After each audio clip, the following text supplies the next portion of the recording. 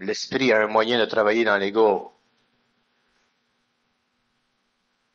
qui n'est pas discernable par l'ego, tant que l'ego n'est pas dans l'énergie de cet esprit. Et vous verrez petit à petit que l'esprit vous retirera pour vous redonner. Mais il doit vous retirer quelque chose pour vous redonner. C'est peut-être un petit quelque chose, c'est peut-être un grand quelque chose, mais l'esprit vous retirera quelque chose. Et il vous retirera ce à quoi vous êtes le plus attaché.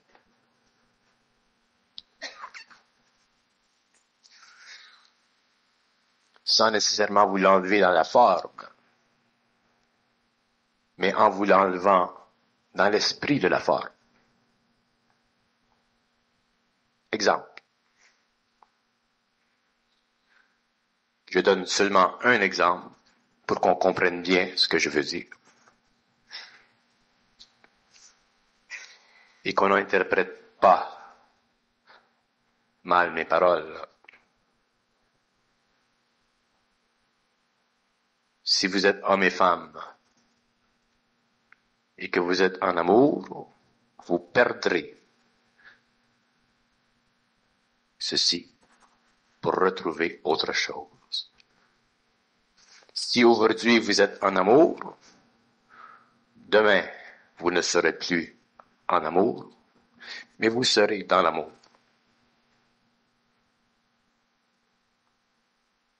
Et je vous l'assure, parce que c'est ainsi que l'homme et l'esprit doivent s'unir. En attendant, si l'ego s'inquiète de perdre son sentiment d'être en amour, ça fait partie de la transmutation de lui-même pour qu'il entre dans l'esprit de lui-même. S'il s'inquiète, c'est parce qu'il est bête. S'il ne s'inquiète pas, c'est parce qu'il est grand. Vous inquiétez de quoi?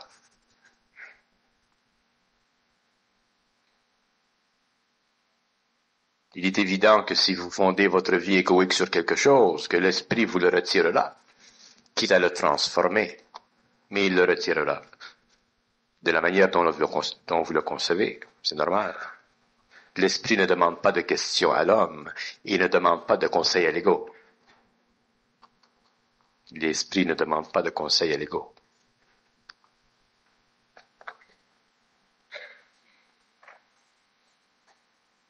Alors, si vous vous sentez menacé dans quelque chose que vous possédez, que vous teniez à tenir,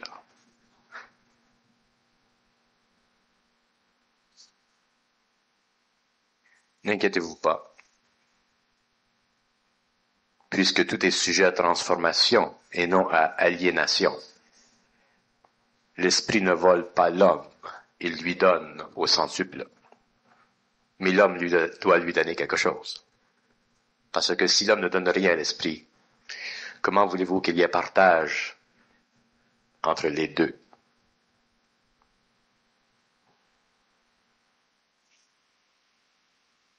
Ceci a déjà été expliqué à l'homme par le Nazaréen.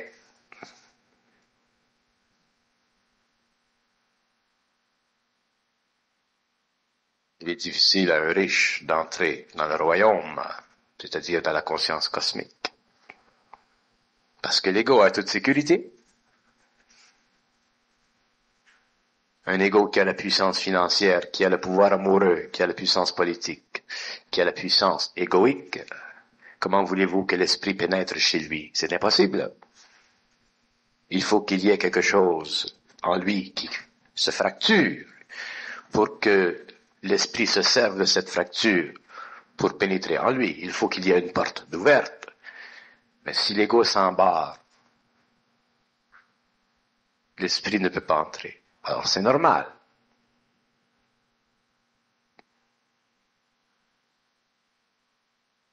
Mais au moins vous le savez. Votre chance, c'est de le savoir. Si vous aviez vécu des années en contact avec l'esprit, sans le savoir, sans connaître la façon dont il agit ou dont il agira dans l'avenir, je comprendrais, n'étant pas fusionné, que la situation serait pour vous difficile. Il y a des gens qui ont vécu cette situation difficile. Mais puisque vous le savez, au moins vous pouvez relaxer dans le mouvement de l'esprit en vous, sans vous inquiéter à toutes les minutes et sans paniquer à toutes les 5 minutes. Comme des êtres qui veulent, mais qui ne savent pas pourquoi.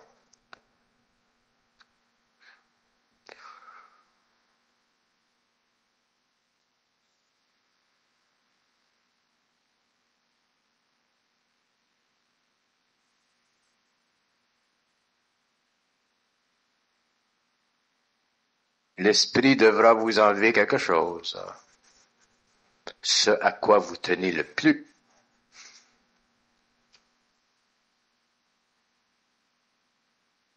Je vous le dis aujourd'hui, vous verrez demain, parce que je vous parle toujours pour demain. Ceux qui sont dans le domaine de ce que j'explique comprennent ce que je veux dire.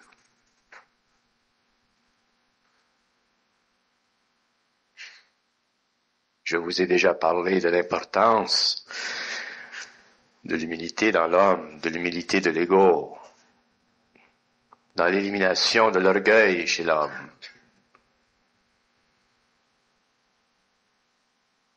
Je sais ce que je dis.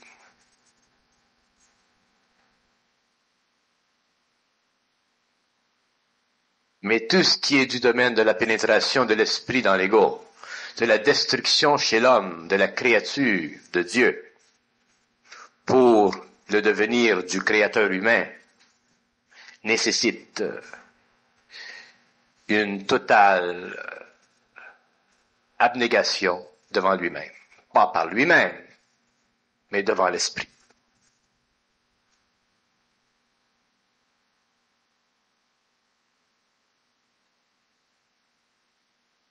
Si l'esprit vous changeait, changez votre ego aujourd'hui pour demain, dans un instantané, vous ne seriez pas ici. Vous n'auriez pas à être ici. Vous seriez quelque part dans le monde pour faire quelque chose.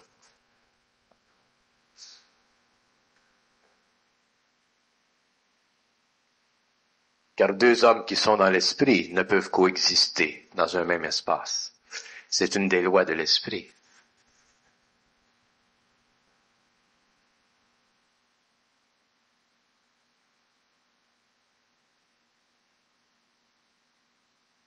Et tant que vous êtes ensemble, vous avez l'occasion d'échanger ce que vous apprenez à chaque jour à reconnaître, afin de raffiner vos perceptions, de sentir ce que vous êtes, et de sentir dans l'autre l'ego qui vous fait vibrer.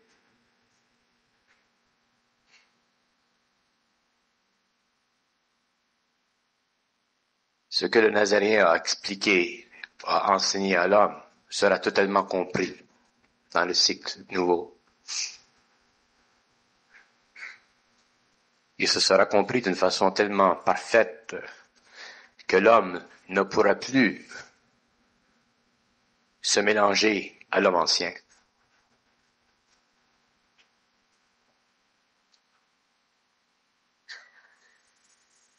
Et il sera forcé de vivre la solitude personnelle à l'intérieur d'une société anonyme, parce que vous constituerez dans l'avenir une société anonyme, et non une société secrète.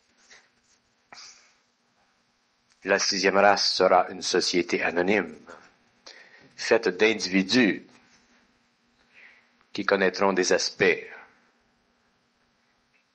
qui ne se véhiculent pas et qui ne se comprennent pas par l'ego. Dans une des bandes enregistrées que j'ai fait pour l'occasion, je me suis servi d'un modèle.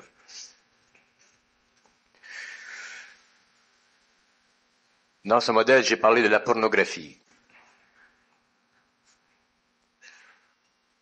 Et je me suis servi du modèle pour faire comprendre à l'homme jusqu'à quel point l'esprit travaille dans les formes dont se sert l'ego pour faire l'expérience sur le plan matériel de certaines énergies dont il souffre parce qu'il ne connaît pas les mécanismes de l'esprit en lui.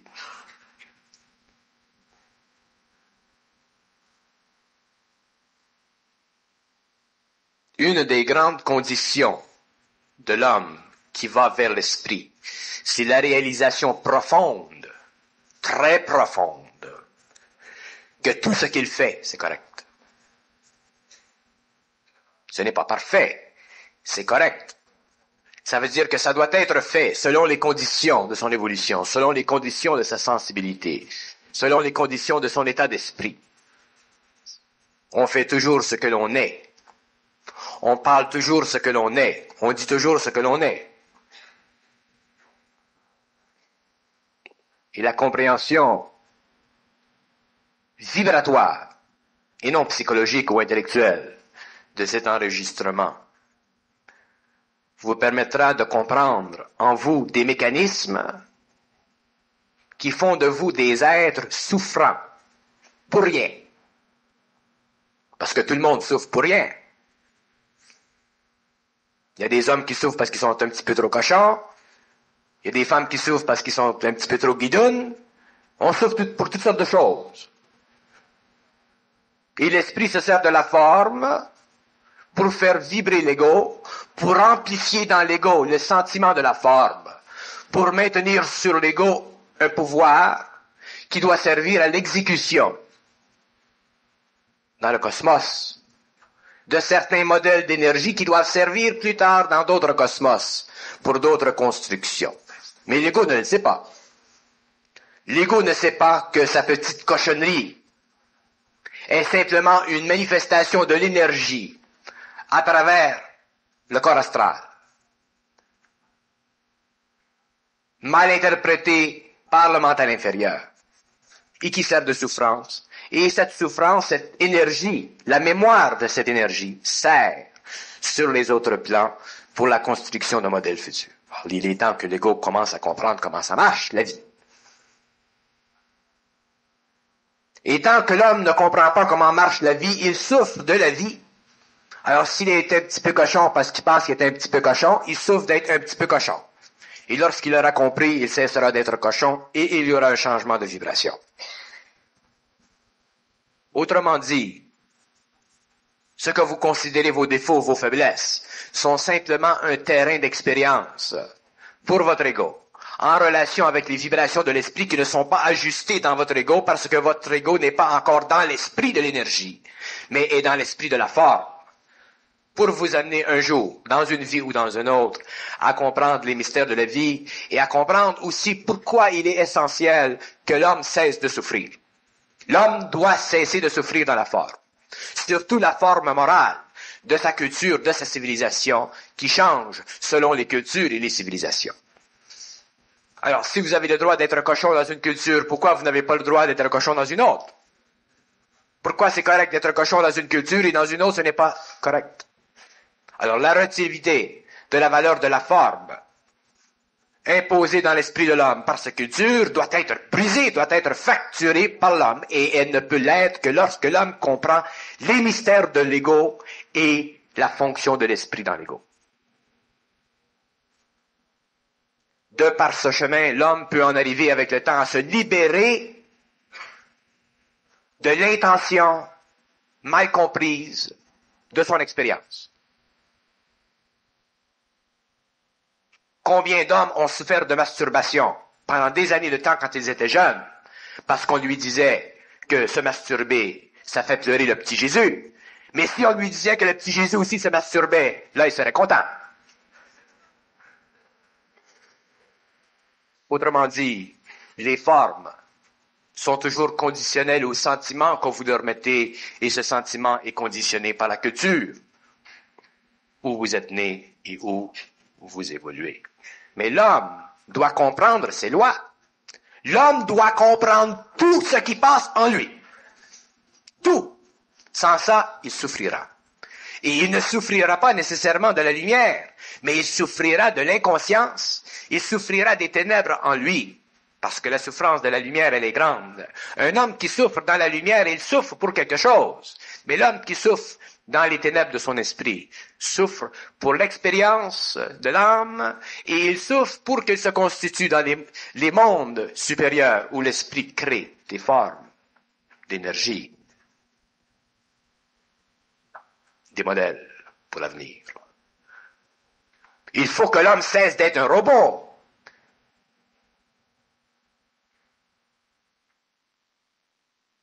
On a tendance à s'aliéner soi-même de ce que nous sommes à cause des sentiments que nous attachons à nos activités. Et tant que nous sommes dans cette inquiétude, tant que nous sommes dans cette souffrance morale, nous souffrons de cette activité. Et il y a des activités chez l'homme qui doivent un jour cesser.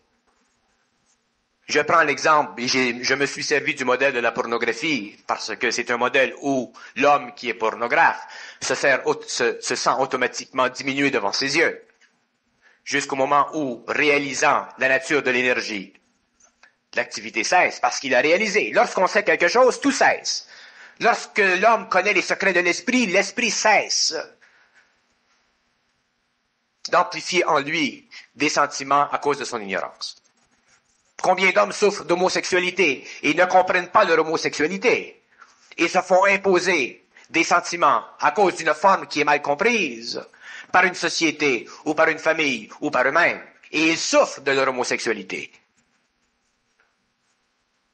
Toute expérience qui sert à l'évolution de l'ego doit être comprise par l'ego, et si elle n'est pas comprise par l'ego en souffrira, et l'ego en a souffert pendant 10 000 années.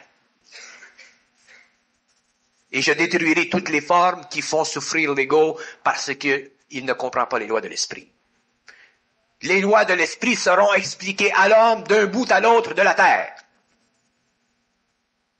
par tous les moyens, que ce soit télépathique, vidéo, écrit ou audio. Mais l'homme connaîtra ce que je dis. Et il y aura un remous, parce que lorsque j'aurai dit ce que je dis et ce que j'ai à dire,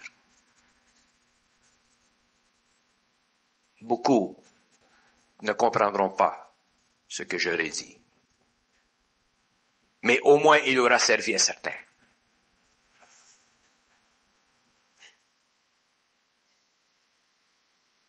Comment voulez-vous que l'ego entre dans son esprit, qu'il devienne esprit, si la forme de son activité, de son action, surtout sur le plan moral, parce que c'est le plan moral qui affecte le plus l'homme, comment voulez-vous que cet ego, s'il ne comprend pas les lois de l'esprit en lui, puisse se libérer de la forme pour vivre simplement de l'énergie?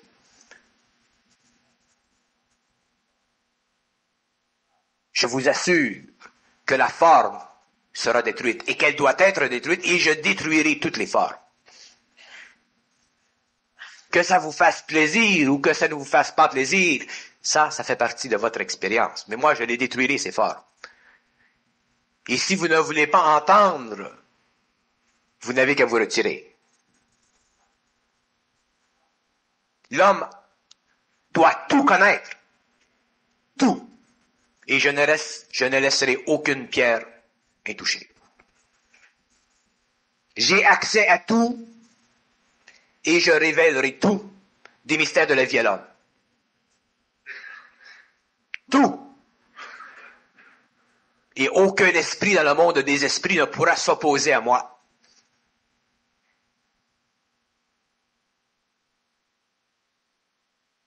C'est pourquoi la vie de l'homme est inquiétante. Elle est anxieuse. Les hommes vivent dans l'anxiété de leur activité, de leur action. Il y a des hommes qui sont protégés, qui ont été protégés par telle ou telle façon, telle ou telle fonction de leur famille, de leur civilisation, de leur culture. Mais il y a des hommes qui souffrent de certaines affectivités et les activités dont ils souffrent doivent être comprises par ces individus d'une façon parfaite, d'une façon totale, et non pas vues par la lentille de la culture, de la religion ou de la moralité sociale qui règne sur les hommes et qui domine par la forme l'esprit de l'homme.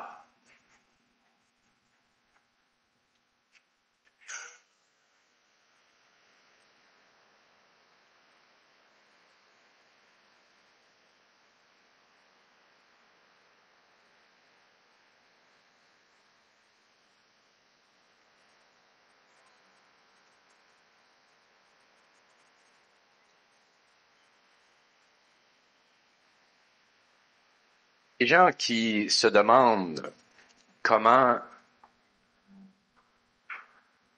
les forces de la lumière vont combattre sur le plan matériel, sur la planète, les forces opposées. La réponse est très simple. Le combat entre les forces se fait toujours à travers l'homme. L'homme sera toujours le pivot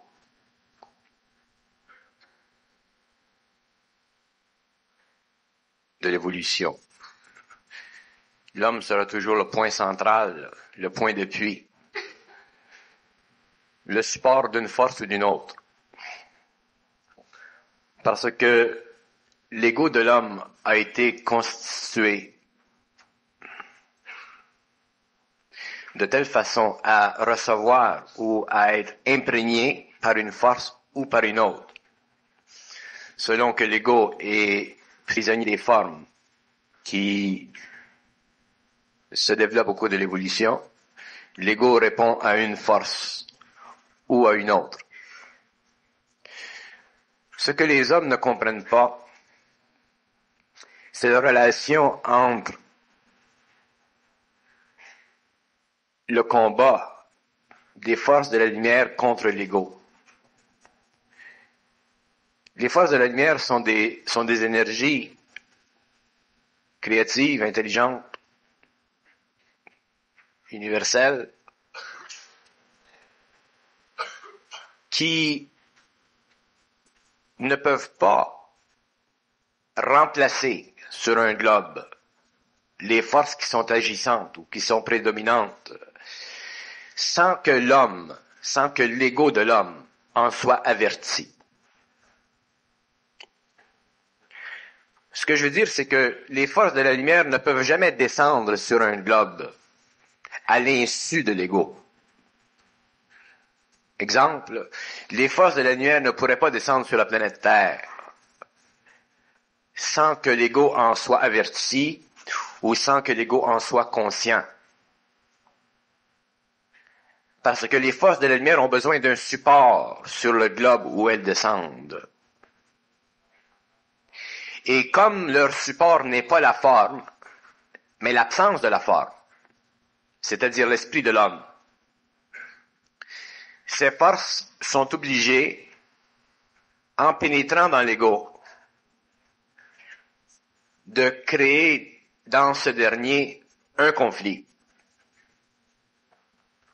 Et le conflit entre l'ego, dont l'homme devient de plus en plus conscient, et ses forces, grandit au fur et à mesure qu'elles descendent.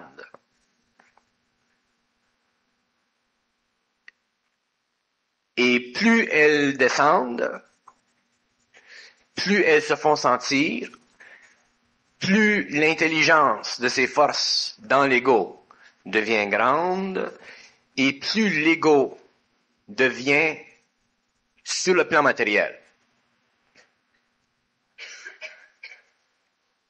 une énergie, un canal qui constitue la protection totale de l'homme contre les forces retardataires. Il y a énormément de gens qui cherchent à se protéger contre les forces, qui cherchent à se protéger contre les forces déspiritualisantes, ou les forces qui cherchent à faire interférence avec l'évolution de l'homme. L'homme n'a pas besoin de se protéger. Parce que lorsque l'homme se protège contre les forces qui sont retardataires, il invoque en lui-même, au niveau de son ego, une capacité d'action. Mais cette capacité d'action, c'est une illusion. Parce qu'elle n'est pas déterminée par l'esprit dans l'homme, mais par le désir de l'ego de se protéger contre les forces. La protection de l'ego contre les forces négatives, ce qu'on appelle les forces négatives, c'est un état pur de sa conscience. Ça ne relève pas d'une attitude quelconque de sa conscience égoïque contre ces forces-là.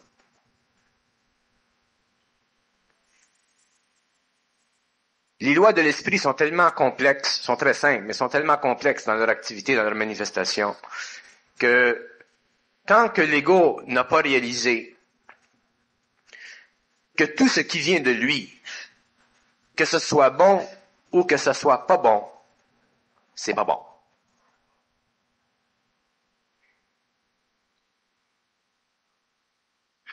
C'est difficile de comprendre ça. Tout ce qui vient de l'ego, que ce soit bon ou que ce soit pas bon, c'est pas bon. Je m'explique. Tout ce qui vient de l'ego, si c'est bon, c'est bon en vertu du fait que il se sert de forme que vous appelez positive. Si c'est pas bon, c'est parce qu'il se sert de forme négative. Mais le but de l'ego dans l'évolution, le but de l'homme dans l'évolution, c'est de ne pas fonctionner au niveau du bon ou du pas bon, au niveau de la polarité du bien ou du mal. C'est d'être totalement au-dessus du bien ou du mal. Et il y a seulement une façon pour l'homme d'être au-dessus du bien et du mal, de ne pas être affecté par le bien et du mal. Parce que le bien ou le mal sont des forces opposées. C'est d'être neutre, c'est-à-dire d'être dans l'esprit, dans son esprit. Parce que dans l'esprit de l'ego, lorsque l'ego est transmuté en esprit, l'ego ne peut plus, parce qu'il n'est plus dans la forme, ne peut plus s'attacher à une forme ou à une autre, qu'elle soit positive ou négative. Alors, automatiquement, il est forcé, cet ego-là, de fonctionner en tant que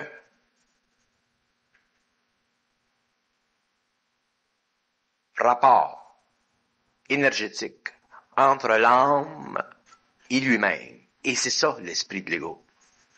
L'esprit de l'ego, c'est le rapport entre l'âme et l'ego. Le rapport entre les deux, c'est l'esprit. Moins l'ego est fort, moins l'ego est grand, moins l'ego est dans la conscience égoïque, plus le rapport entre l'âme et l'ego est étroit, plus il y a de l'esprit dans l'homme. Et c'est cet esprit dans l'homme qui constitue le canal dont se sert l'esprit universel pour descendre sur le plan matériel. Si l'ego trafique avec des formes de bien ou de mal, il détruit en lui sa puissance.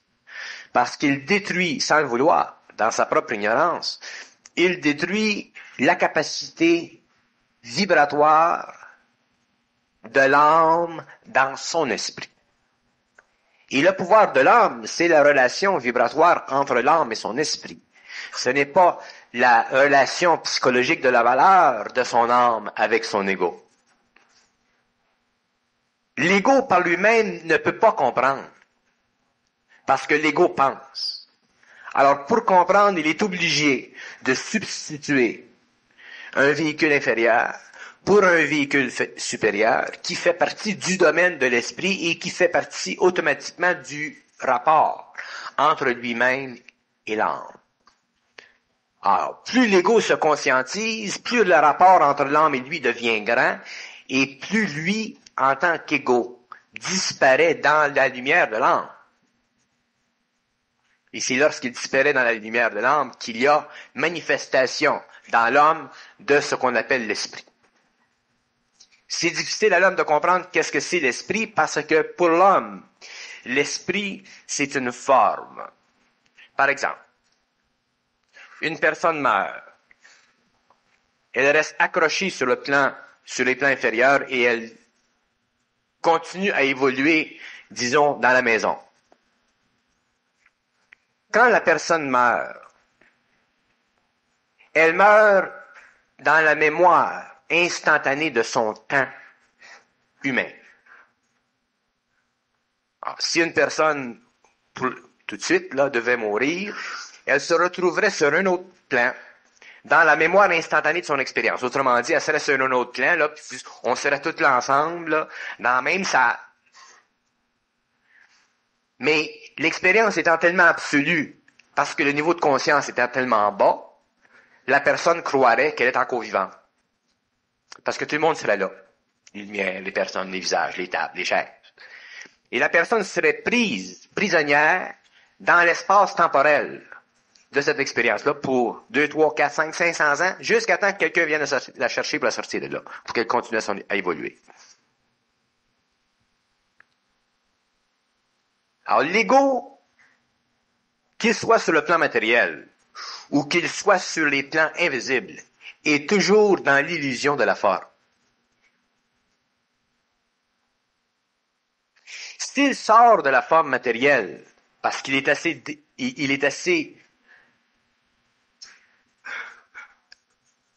il est suffisamment en dehors de la vibration du plan éthérique de la matière. À ce moment-là, il va être dans une autre forme, plus subtile, mais il sera quand même dans une forme. Les esprits sont toujours dans une forme. Et les formes de leur monde constituent le matériel qui structure l'espace temporel dans lequel ils sont prisonniers.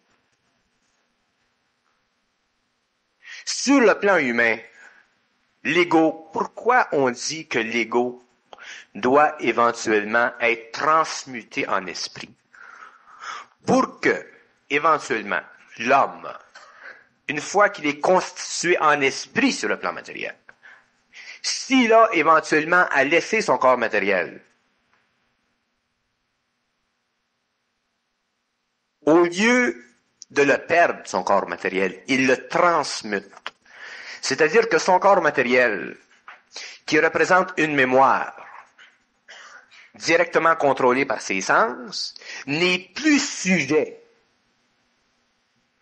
à la mémoire des sens, mais est sujet à la conscience de l'esprit. De sorte que l'homme part du plan matériel et s'en va sur un autre plan avec son corps matériel, mais dans une densité différente. Alors l'homme ne retourne pas au monde des esprits quand il meurt. Alors, c'est essentiel que l'ego comprenne avec le temps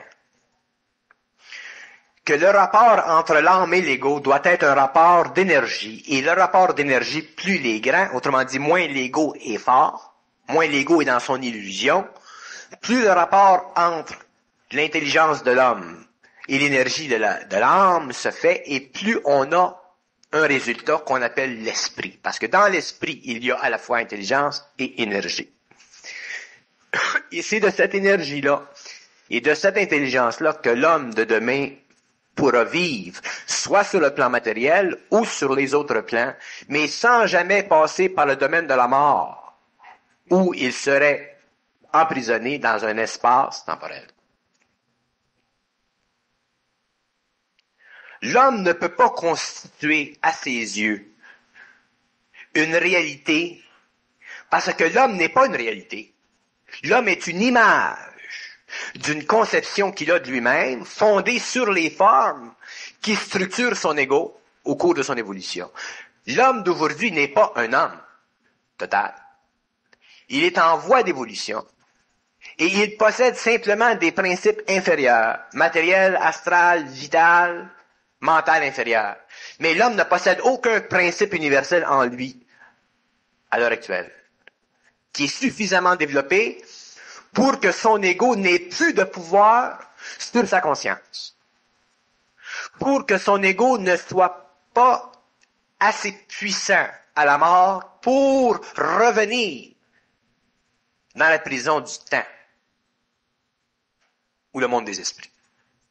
C'est important que l'homme ne retourne pas au monde des esprits. Mais pour que l'homme ne retourne pas au monde des esprits, il faut qu'il s'immortalise. Et pour s'immortaliser, il doit avoir un esprit suffisant pour connaître les conditions vibratoires de son corps matériel, de son corps vital, de son corps astral et de son corps mental, pour que quand le temps viendra pour l'échange des pavillons, qu'il puisse entretenir dans sa propre conscience la totalité de sa mémoire, pour que lorsqu'il sera décidé de changer de plan pour poursuivre une autre évolution, qu'il ne soit pas obligé de se servir de sa mémoire égoïque, fondée sur les sens, qui diminue automatiquement sa conscience, afin qu'il puisse entrer dans d'autres mondes, dans les mondes morontiels, avec son enveloppe physique, changer vibratoirement, adapter vibratoirement à ces mondes-là, pour poursuivre dans les mondes supérieurs une évolution créative. Alors, tant que l'homme est dans la matière, tant que l'homme se sert des principes inférieurs de son évolution, il ne peut pas recourir à lui-même pour l'interprétation parfaite de ce qu'il est. Alors, automatiquement, il ne sait pas ce qu'il est. Et ne sachant pas ce qu'il est, il est incapable de déterminer dans sa vie ce qu'il veut faire. Alors, dans sa vie, il subit vibratoirement, psychologiquement, des conditions qui l'amènent à être médecin, ou à être docteur, ou à être plombier, ou à être ci, ou à être ça. Mais ce n'est pas ce qu'il veut faire. Parce que ce que l'ego veut faire, ce n'est pas ce dont il a été formé. Mais l'ego ne sait pas ça. Parce que l'ego n'est pas axé dans sa conscience à une science universelle de lui-même. Alors, il n'est pas dans son propre esprit, et n'étant pas dans son propre esprit, il n'a pas de pouvoir sur la planète. Il n'a pas de pouvoir expérientiel sur la planète suffisamment puissant pour traduire dans les termes originaux de la conscience cosmique les attributs nécessaires à l'évolution d'une civilisation selon des modes de vie de propagation qui sont totalement libres des influences planétaires ou des influences qui créent sur notre planète le mal planétaire. Mais l'ego, lui, à cause de la réflexion, de ce qu'il pense qu'il est, de la façon dont il se sent, de la façon dont ses sens répondent à la matière, est constamment nourri d'impressions qui ne sont pas de l'énergie provenant du monde de la lumière, mais d'impressions qui sont de l'énergie provenant du monde des esprits.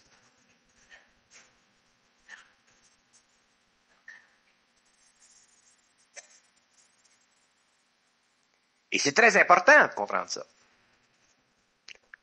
Parce qu'une fois qu'on comprend que l'ego reçoit des impressions qui viennent et qui sont contrôlées, sans qu'il le sache, du monde des esprits, et que dans ces mondes-là, on se sert de cette énergie-là pour créer des modèles quelconques. L'ego, sans le savoir, est un esclave du monde des esprits.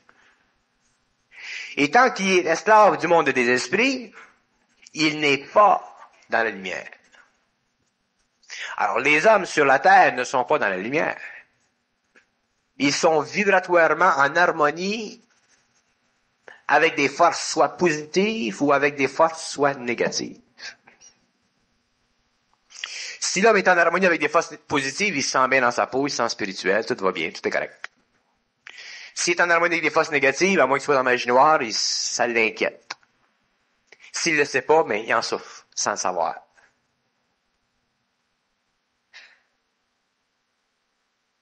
Alors, le problème pour l'humanité est très grave. Parce que l'homme évolue dans une condition qui n'est pas humaine. Il évolue dans une condition qui est à la fois animale et à la fois spirituelle. Et l'homme doit sortir de sa condition animale et de sa condition spirituelle parce que les deux conditions font partie de l'évolution de l'ego. Font partie des étapes que l'ego a dû vivre pendant des siècles pour en arriver aujourd'hui à une autre étape où il a suffisamment d'intelligence pour pouvoir passer d'un stage de compréhension à un autre stage de compréhension.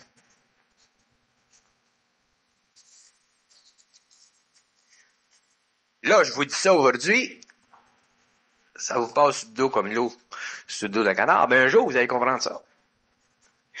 Puis quand vous allez comprendre ça, vous allez être dans un état, vous allez être dans votre esprit. Et c'est seulement quand vous allez être dans votre esprit que vous allez savoir ce que vous êtes, qui vous êtes, d'où vous venez, où vous allez, qu'est-ce que vous avez à faire. D'ici à ce temps-là, vous n'avez rien à faire et vous ne pouvez pas faire ce que vous avez à faire. Vous faites ce qui vous est imposé par les formes et qui proviennent du fait que déjà, vous avez fait partie du monde des esprits et que maintenant vous êtes dans le monde de la matière. C'est pour ça que les hommes, quel que soit leur niveau d'évolution, quel que soit le niveau d'intelligence, quelle que soit leur expertise, en tant qu'être, souffrent toujours de leur condition humaine. Les plus grands scientistes souffrent de leur condition humaine. On voit des romans à la télévision où les scientistes souffrent, les révolutionnaires souffrent. J'ai vu un film dernièrement de Che Guevara à la télévision. Alors, vous avez un type, un révolutionnaire. Qu'est-ce que c'est un révolutionnaire? Qu'est-ce que c'est un Che Guevara? C'est un type qui veut changer la condition humaine. C'est un type qui veut altérer le rapport entre les forces puissantes de la société qui sont monopolistiques et les forces sociales qui n'ont pas de puissance et qui souffrent au niveau de la masse. Mais ça fait partie de l'expérience de Che Guevara. L'expérience de Che Guevara est essentielle sur le plan de la progression de l'humanité pour qu'elle s'établisse sur le plan matériel des cadres suffisamment équilibrés pour que les masses puissent vivre aussi bien que les riches. Mais l'illusion de Che Guevara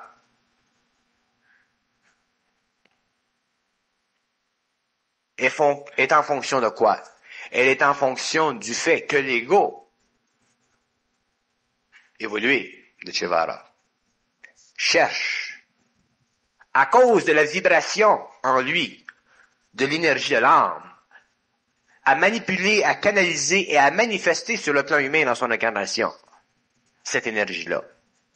Mais si Che Guevara avait été dans son esprit, au lieu d'être dans l'ego de son esprit, au lieu d'être dans la forme, il aurait très bien réalisé que le destin de l'humanité est un destin qui doit être vécu par l'humanité et qu'il y a des individus qui servent à la progression de l'évolution de ce destin-là, mais qui ne changent pas le destin de l'homme.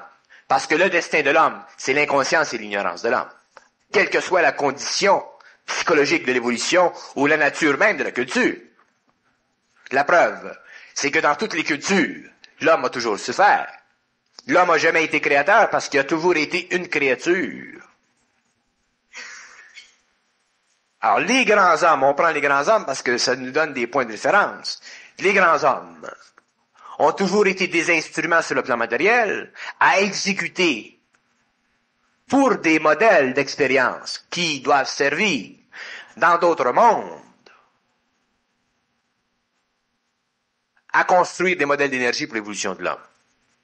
Mais l'individu, lui, qui n'est pas individualisé et qui possède des grandes capacités, qui possède un grand sens visionnaire et qui doit éventuellement se faire descendre par des forces opposées, subit le choc en retour de toute activité égoïque qui travaille avec les forces du temps. Et tant que l'ego travaille avec les forces du temps, qu'il soit grand ou qu'il soit petit, il souffrira toujours dans la condition humaine. Parce que tant qu'on travaille avec des forces du temps, on est toujours dominé par les intentions cosmologiques des forces du temps. Hitler, c'est un exemple. Hitler travaillait avec des forces. Il a travaillé avec des forces qui faisaient partie du plan d'évolution de l'humanité. Le plan d'Hitler était connu depuis des siècles.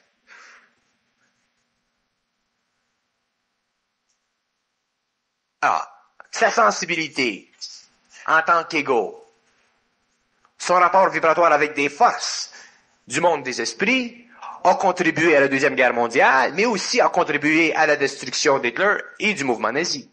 Pourquoi? Parce que le plan universel contient toujours des sorties, et la sortie, c'est toujours la liberté totale de l'homme.